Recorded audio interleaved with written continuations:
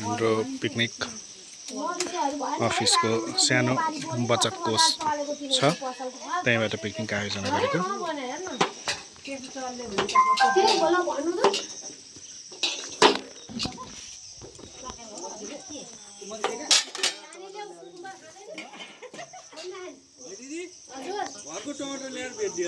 यति बेला सबै चिजहरू सफा र स्पष्ट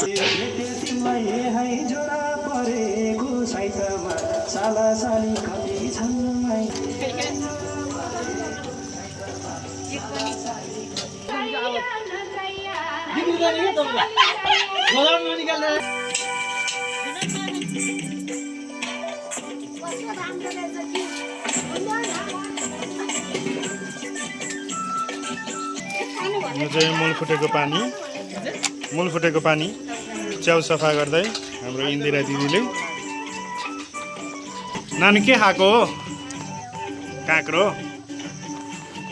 रमाइलो छ है अहिलेसम्म।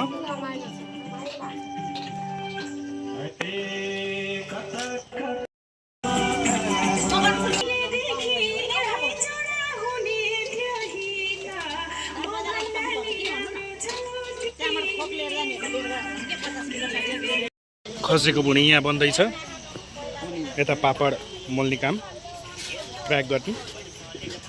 यहाँ चाहिँ हामी पापड हो दिदी। दिदी यता हेरिदिनु, भ्लगमा आउनुहुन्छ है तपाईँ। यो खसीको भुँडी कति बेर लाग्छ अब? यो चाहिँ हामीले यो आगो फुक्नको लागि बनाएको यहाँ ढुङ्ग्रो हो है। कसरी फुक्ने त्यो ढुङ्ग्रोले? गुड।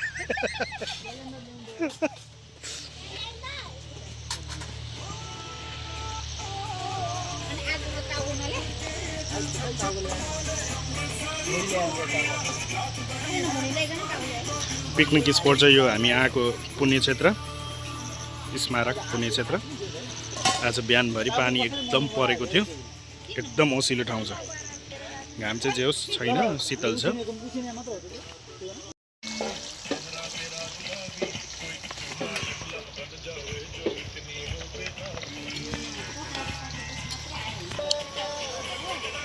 यस्तो ओसिलो ठाउँमा पनि आगो बालेर खानी भनेको राम्रै चान्चुने चुनौतीको कुरा होइन।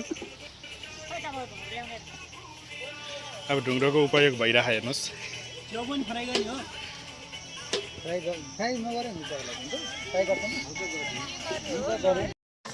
प्राउन फ्राई भइरहेछ।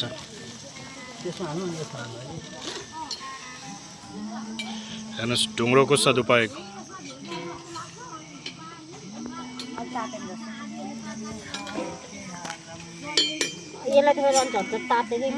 अरू सामानहरू पनि ल्याउँदैछन् साथीहरू। पसल जाँदै पानी आयो। थोरै छौँ हामी जे होस् मान्छे सदस्यहरू, जतिजना सदस्यहरू हुनुहुन्छ उतिजनाको मात्रै वनभोज कार्यक्रम हो। ग्रिनरी चाहिँ राम्रो छ।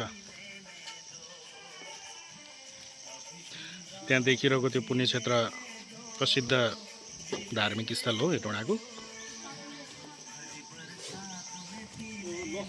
भन्ने चाहिँ यहाँ हाम्रो साथीले सिकाउँदै हुनुहुन्छ है, दिनेशले।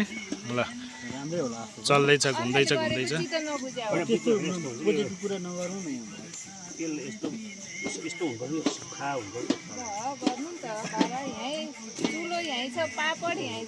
त्यो स्पेसल उसमा वन विज्ञानको म्युजियममा लगेर राख्ने हो कि?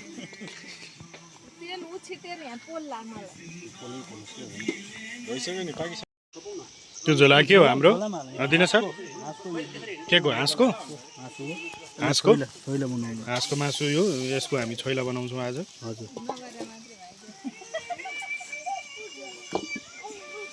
अब यहाँ खसीको आन्द्राभुँडी बोइल भइसक्यो। यसलाई नि काटेर फ्राई गर्ने। हाँसको मासु पहिला बोइल गर्ने, त्यसपछि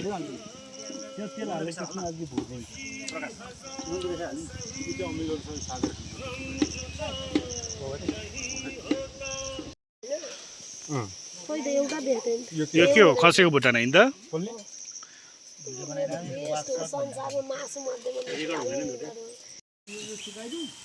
खसीको भुटान, पनिर, च्याउ चाख्दै 11-12 बज्यो पाक्दैछ खानेकुराहरू पुरा लगेर तपाईँको छोरालाई देखाउनु न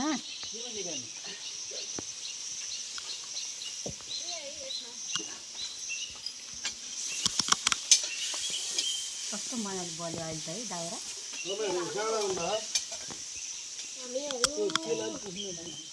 बजारबाटै हो हेटौँडा बजार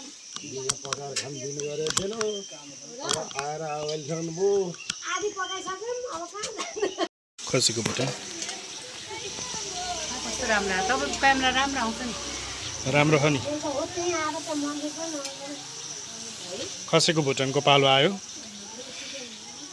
यहाँ अदुवा हाँसको लागि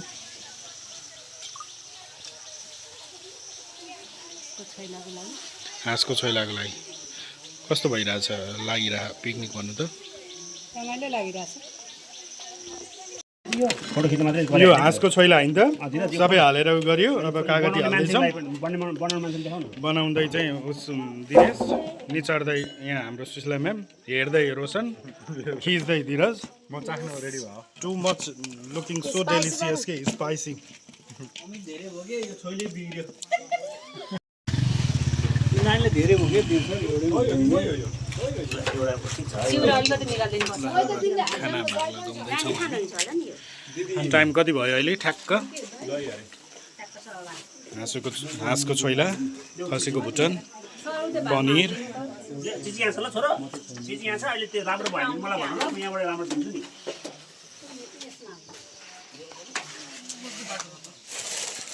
मोहीलाई हामीले प्रवर्धन गरिरहेछौँ नानी यसो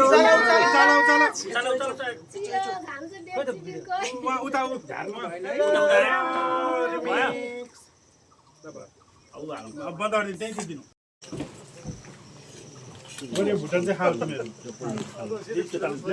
किन भुरा नखाने गाइज हामीहरू अहिले चाहिँ पुणे क्षेत्र आइपुग्यौँ सबजना घुमेर थकित मुद्रामा छौँ फर्किँदै हो जति फोटो खिच्न लगायो पनि कसैको फोटो राम्रो आएन भनेर यहाँ सबजना रिसाएर फर्केको घाम धेरै एक त अर्को धेरै नै गर्मी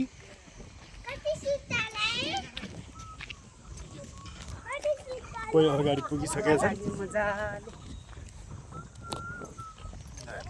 पानी पानी हो यो हो जरुवा पानी पानी होइन कि पुण्य क्षेत्र घुमेर आएपछिको थकान मेटाउँदै सबैजना हिँड्नु फेरि धेरै हिँडे धेरै नै हिँडे होइन कम भनेर कम पनि छैन र पनि सबैजना थकित सबैजना थाके स्वर्णद्वार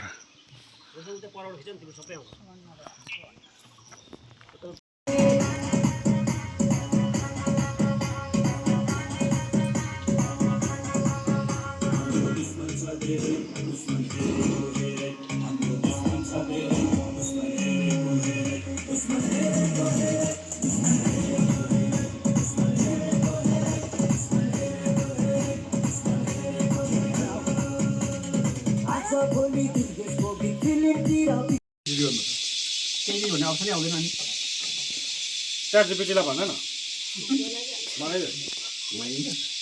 घुमाइदिन्छ रिङ्गटै लगाइदिन्छ च्याटजिपिटी भन्दा खतरा अहिले जेमिनै भएको हो त्यो पनि तर राम्रो बनाउने बेला च्याटजिपिटीले बनाउँदा मैले दुईटै कम्पेयर गरेर हेर्छु अझै राम्रो उसले च्याटजिपिटीले बनाउँदो रहेछ यो मेरो फोनमा चाहिँ अहिले इनबिल्ट रहेछ हो देखा जस्तो भयो नि त्यस्तो गराइदिन्छ त्यो फोन अनुसार हुँदो रहेछ क्या हो मजा यो फोनमा भन्यो भने मान्दैन अस्ति हामीले अब चाहिँ पिकनिक प्याकअप हुँदैछ हाम्रो सबैजनाले खाइसक्यौँ भाँडा माझ्नेहरू टिम उता हुनुहुन्छ लगभग सकिसक्यो सामान प्याक गरेर जाने र भएका फोहोरहरू सबै हामीले एउटै झोलामा प्याक गरेर लिएरै जान लाग्छौँ किनकि फोहोरहरू त्यतिकै खुला छोड्नु पनि ठिक हुँदैन सबैजनाले प्याक गर्दै हुनुहुन्छ साधनहरू ल अब पिकनिक सकेर सबैजना घरतिर हिँडेको अब ल प्याकअप भयो प्याकअप आजको